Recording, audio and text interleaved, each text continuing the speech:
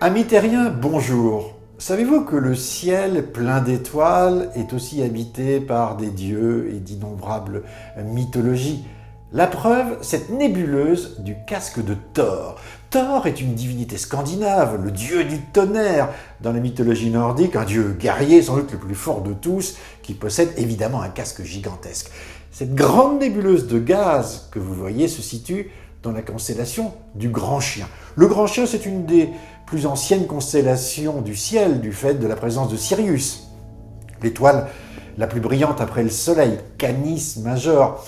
On ne sait pas d'ailleurs si c'est le chien d'Ulysse que Zeus félicita pour avoir attendu 20 ans le retour de son maître de la guerre de Troie, ou si c'est le chien de chasse d'Orion qui pourchasse le lièvre. Toujours est-il que cette bulle de gaz située à 15 000 années-lumière de la Terre a une taille gigantesque, l'équivalent de 3 pleines lunes dans le ciel, 30 années-lumière de diamètre.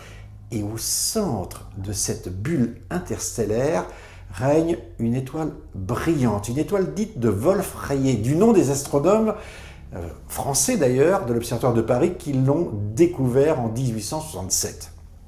Cette étoile, massive, chaude, est une géante en fin de vie qui brûle ses derniers feux d'hélium et de carbone et produit par cet effet un puissant vent interstellaire, une bulle de gaz dans laquelle s'échappe une partie de sa matière. Spectacle titanesque, violent, le casque de Thor est le signe d'un cataclysme à venir, une explosion de l'étoile en supernova qui donnera peut-être naissance à un trou noir. Mais ça, c'est une autre histoire.